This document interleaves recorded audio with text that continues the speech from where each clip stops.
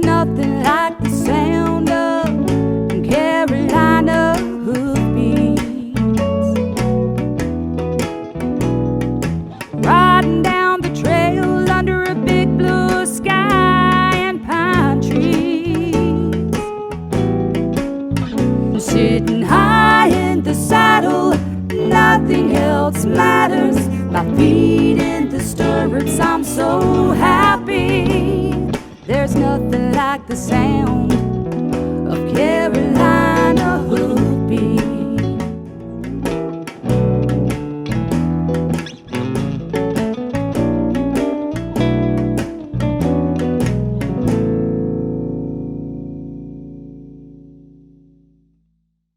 2014 was an amazing year for Carolina Hoofbeats TV, and I wanted to take you back for a quick look at some of the cool events that we were able to attend. Let's start with North Carolina High School Rodeo. This is a fast-paced, fast-moving sports that looks like tons of fun for the kids, and they learned a lot of things, and if I was their age, I'd be right there with them.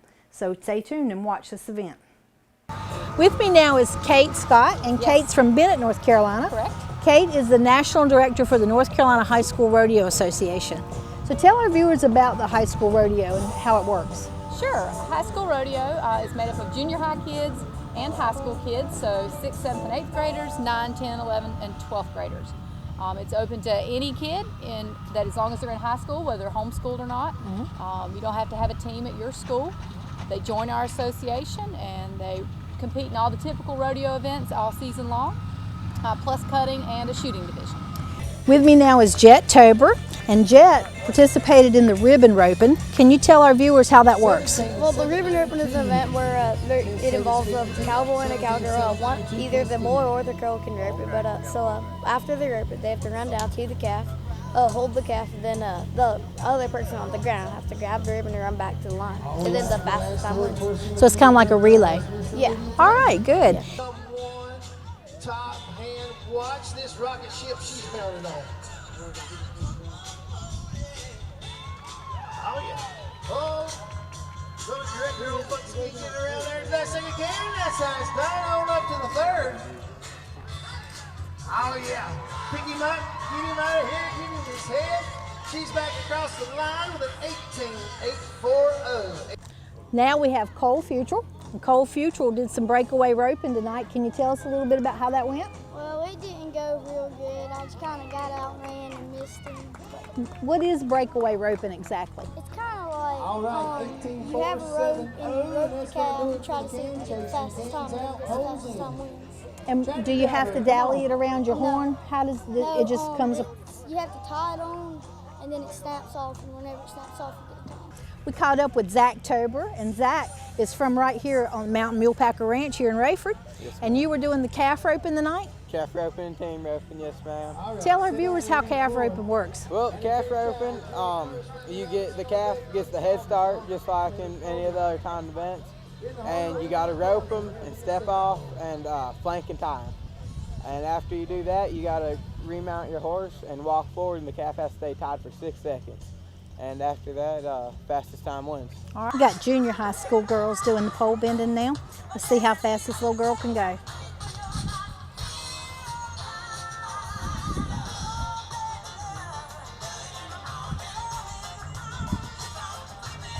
Oh yeah, good rhythm coming down through the pattern. All stretching it a little bit. Back up through, picking up the pace through the pattern, wrapping that 6-pole, just like a rubber band. Down to the line we go. Our next look back is at the sport of polo, long been hailed the sport of kings. And I think when you take a minute and watch it, you'll figure out exactly why, because it's amazing to watch, and I'm sure it's amazing to play. We're here today with David Brooks of Triangle Area Polo Club. Can you tell us a little bit about polo in North Carolina? Well, polo in North Carolina is coming back to life. We brought it back, we're starting our 3rd season. It had completely died out here in the state of North Carolina. At one time there were 4 clubs in the state of North Carolina, and it had died to none. And we're reviving. We're the only club, but we have about 30 people playing now in the area. And what age ranges of people play polo? Well, our youngest is 8. And our oldest, let's just say they're the other side of 60. All right, so it's wide open. Yeah, wide range. And as far as the game of polo itself, give me a little, in a nutshell, how it works. Well, I've never been to a match, so I don't know. outdoor polo, generally what you'll see today is there's a goal on either end, and it's limitless as far as to the sky. There's no backboard or anything like that. You just shoot it between the posts. And basically you hit the ball, it creates an imaginary line, and people have to stay on either side of that line without endangering the other player by crossing, sort of like driving down the highway. And you actually push against another player and move them across the line of the ball to take it, or you can reach out and hook their mallet with your mallet, or basic defensive maneuvers. And all the rules are for safety of the horses and the people. Right. So it's really geared for safety. And how many people play in a match? 4 on 4. Okay, and how long do the matches last? Well, a chucker is 7.5 minutes, and there's 6 chuckers in an outdoor game. Okay. The clock does not run continuous. It actually stops on every whistle. So generally it takes an hour and a half, 2 hours to play a game. Okay. Well, that's interesting. Well, I'm going to let you go because I know you got to go Yeah, tack up, and I'm excited to watch you guys play. Well, thank you for coming and talking to us.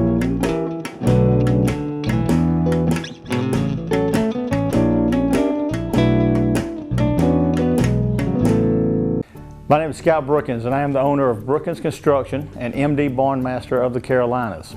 At MD Barnmaster, we have the best warranty in the business. We have a variety of designs to choose from. Our barns are easily customizable to meet your needs. We have financing available to those who qualify. Our barns are fire resistant, and they hold their value with little maintenance. Let us build your dream barn for you today.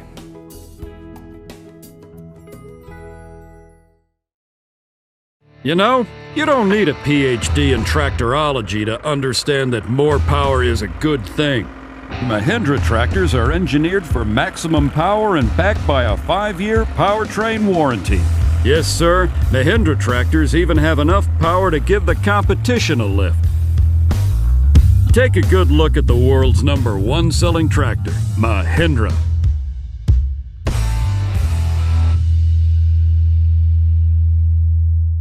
We had a chance to go down to Pinehurst, North Carolina and watch a polo cross match. I had never been to one, couldn't take my eyes off of it. We filmed the entire match, it was so good.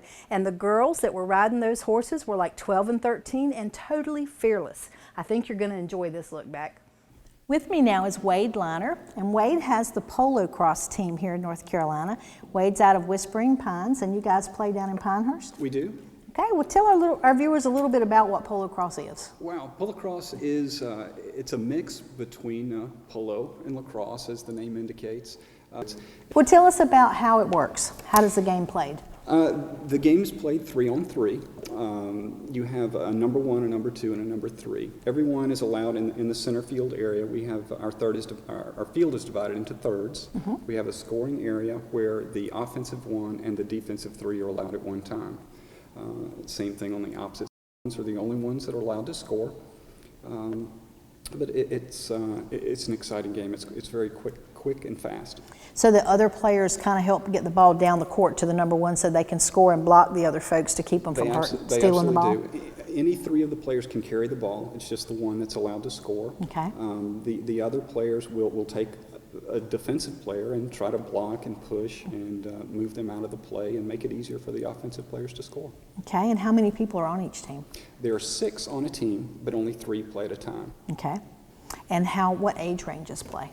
Oh gosh, we just returned from a tournament down in Georgia this weekend, and there were players there that ranged from the age of 7 to the age of 69. Wow. Tell us a little bit about the equipment. Okay, great.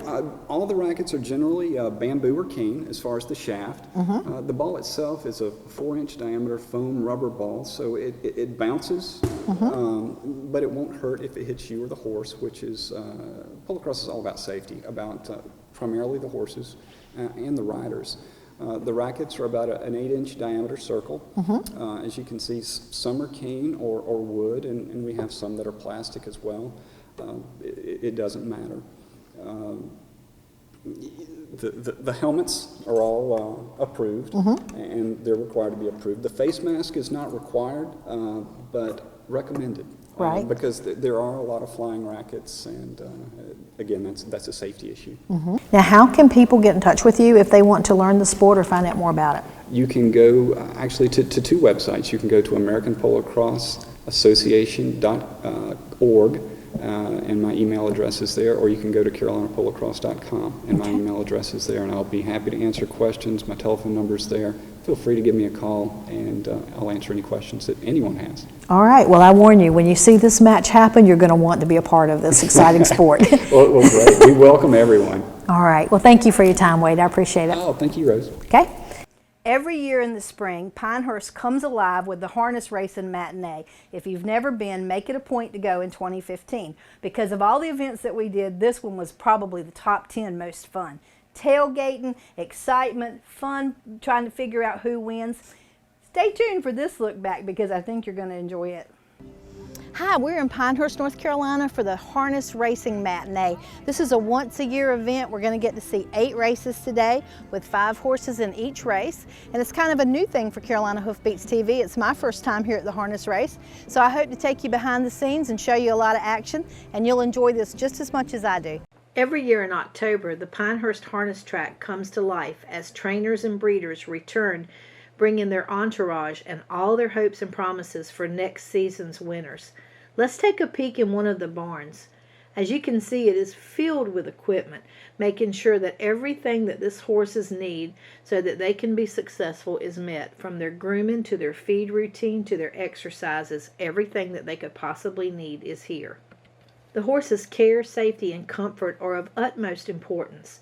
The staff, handlers, groomsmen, and stablemen look forward to the season as a time of intense work, challenging days, and a pride in knowing that they help to mold tomorrow's winners. Since the 1920s, Pinehurst has been known as the winter training facility for standard-bred trotters and pacers, known everywhere in the world as the place where champions are made.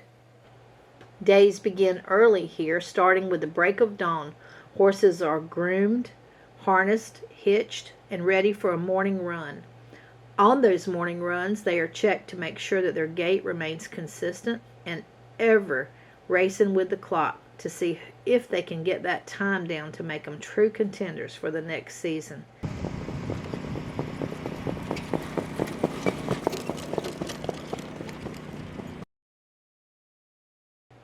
Then it's back to the barn to be unhitched, cooled down, bathed, blanketed, and fed.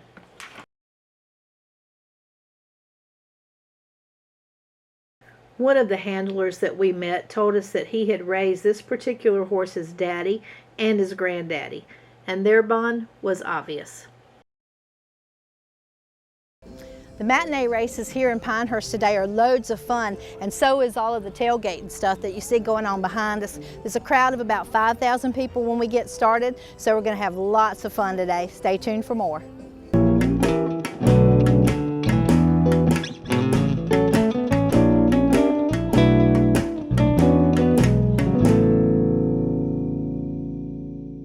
This is Paul Dunn from Mule City Feeds. We've been delivering horse feed to Eastern North Carolina since 1981. And not only have we been delivering it, we've been leading the industry so far as compliance with state North Carolina and giving the best quality product possible. We test everything that comes in from the local farmers. We do quality assurance and we deliver the product. Give us a chance. Your neighbors giving us a chance. We'd like to have your business here at Mule City Feeds. Also, when you deal with the big feed companies, you might have to wait 4 or 5 days just to get the feed. Give us a call and you'll be shocked we'll deliver in an hour. People from around the Triangle come to Carolina Barbecue of Garner off Highway 70 because they know what they'll get. Authentic Eastern North Carolina chopped barbecue, Southern fried chicken, hush puppies, Brunswick stew, and more. But did you know that they'll come to you? For your next backyard party, company event, graduation party, weddings, rehearsals, or any other occasion, you bring the people, and Carolina Barbecue of Garner will bring the pig. Call 773-0222. Follow me to Carolina Barbecue. I'm sure you've all heard of Benson Mule Days. It's a legendary event and the largest equine event in our state. We went for the first time a couple of years ago, and I was just mesmerized by how many horses were there. I think that there was 2,000 equine there at one time. The parade of horses took 45 minutes, and goodness gracious, they were 4 or 5 abreast across the street. So take a look back with us now at this major event. We're here today in Benson, North Carolina for the 64th Annual Mule Days celebration. This is a huge festival that happens every year. The whole town of Benson turns into an equine extravaganza. There's horses, mules, and donkeys. These two boys behind me are getting ready to go in the halter class, which will start things off in just a few minutes. So stay tuned for more Carolina Hoofbeats. Entering the ring now is our lead line class, and this is a traditional class where the mule is on a lead line.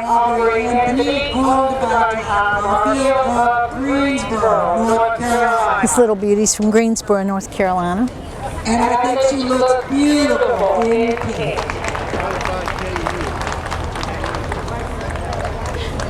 How cute is that? The event that we're watching right now is called the single hitch, and what that means is it's one horse hitched to the wagon, and they walk along, and they walk, and they jog, and they have what they call a park gait and a road gait, and the judges are judging them on horsemanship and on their gaits. What we're looking at right now is multiple hitch divisions for the mules, and what that means is there's more than one mule hitched to the team. So you see all different kinds of wagons and trolleys being driven, and the judges are asking them to do different gaits to see who's the very best. This class had 10 entries. They split it into 5 at the time to make sure that it stays safe for everybody, and this is our first 5 contestants. Team that's fully Cinderella is from Castle Mars. Hammer and Blade.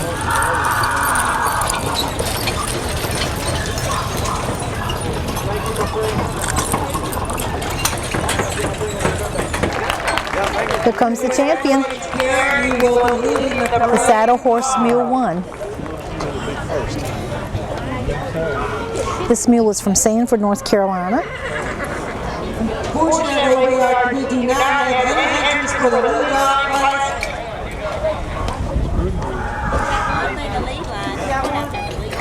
So now they're getting ready to put the banner on the mule, get it primed up for pictures, and ready to lead that parade tomorrow. It's a beautiful saddle horse mule mixed with a horse and a jack. From Sanford, North Carolina, Miss Hokey J. Easy there, girl.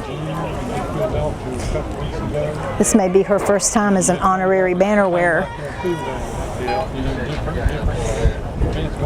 There you go. She's getting the hang of this diva stuff. Okay, this is the 4 winners from the last heats that we just saw, and they're going to have a suicide round where they're going to make 3 laps, and the fastest man out the gate wins it all. So we're really going to see some fast-packed action this time as they make their way around this course 3 times before they leave the arena. So let's watch and see who the winner winds up being. And then second lap. Now they're heading for the 3rd lap around. And when he makes it around this time, he'll be out the gate.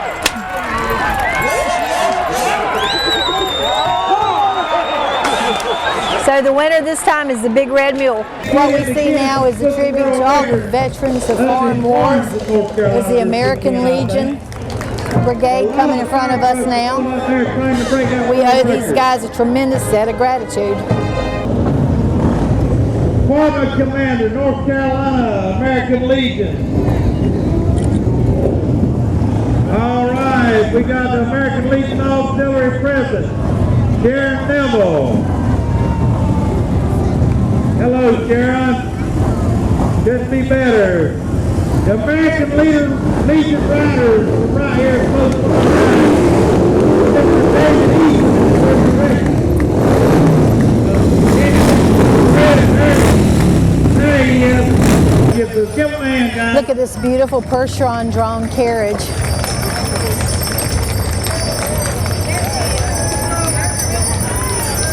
This is the Grand Marshal, Miss Kay Wood.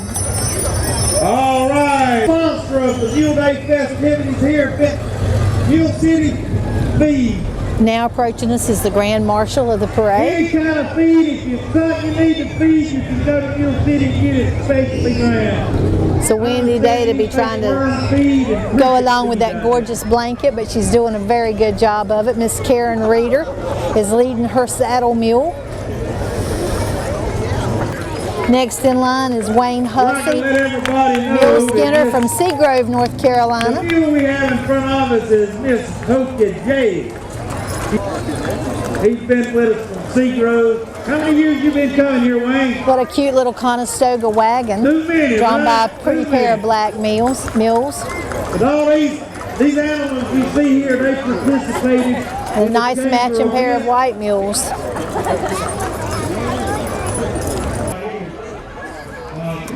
In today's parade, we're expected to see over 2,000 horses, 600 mules, and about 200 donkeys. It's probably the biggest equine parade that we have in our state, and certainly the biggest equine festival that we have.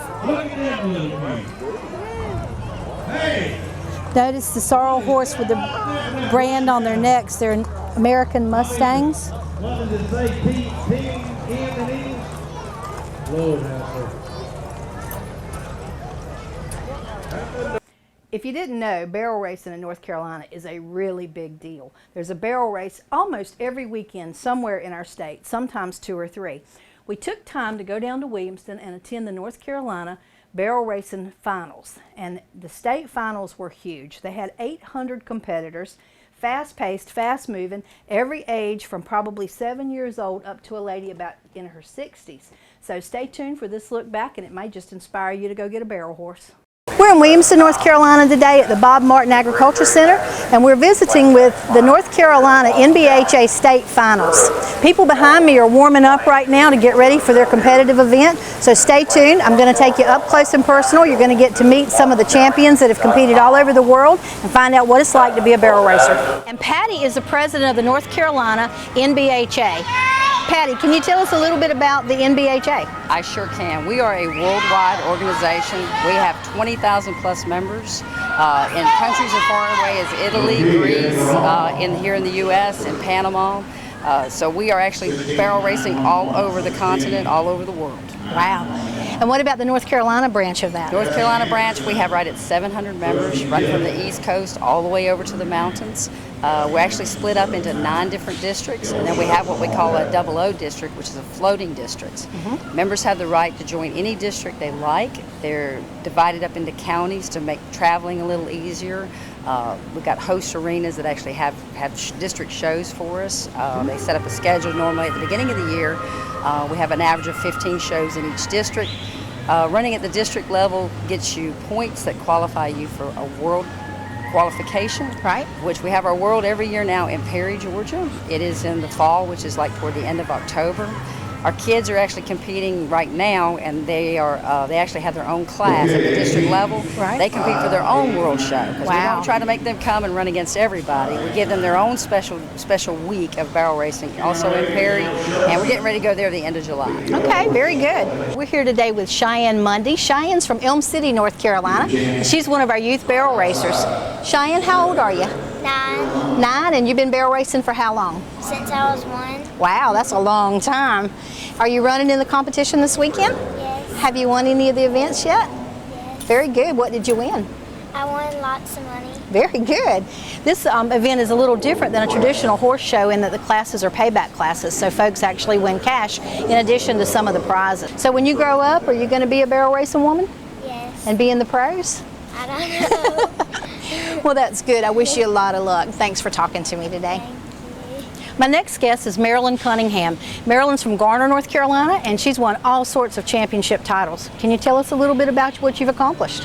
I've just been blessed with good horses. I've won a world championship in 2009. 2007, won a regional championship.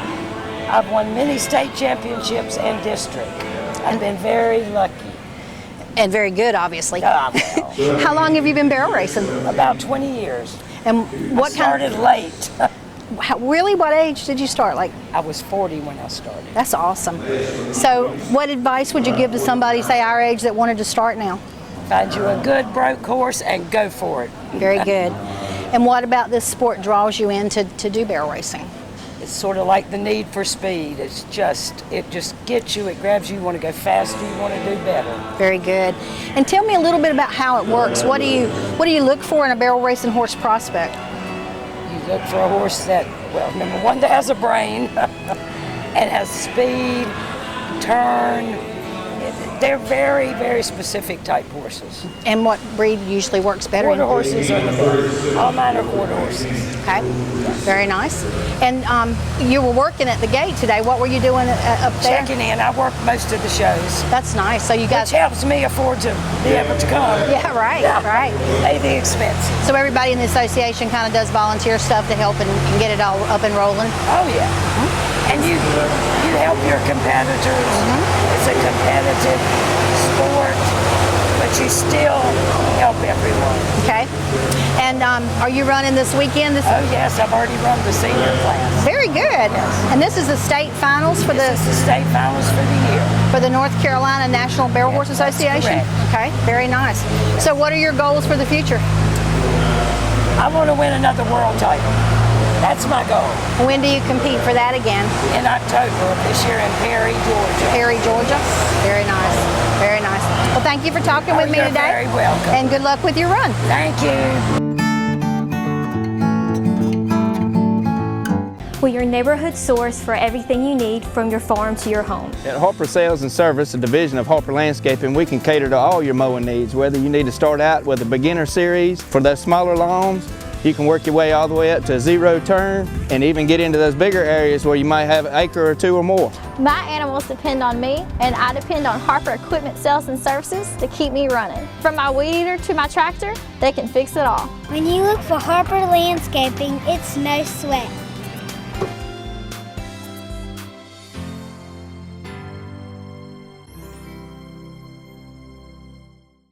Right. So what I like to do, I like to have a horse with a soft face.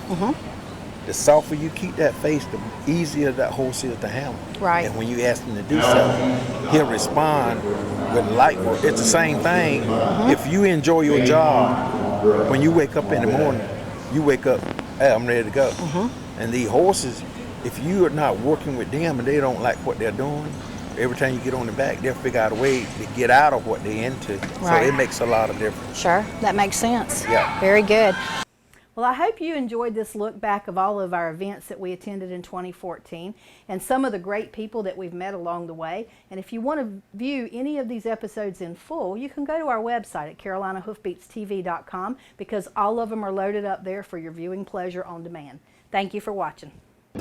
Carolina Hoofbeats is brought to you in part by Newcomb Quarter Horses. Newcomb Quarter Horses with over 40 years experience. Find out how we can help you today. NewcombQuarterHorses.net. And also by Carolina Hoofbeats Magazine, a free publication about the horse industry in North Carolina. Catch up on the latest issue at CarolinaHoofbeats.com. And also by Southeast Equine Magazine, a free publication about the horse industry in the southern United States. Sitting high in the saddle, nothing else matters. My feet in the stirrups, I'm so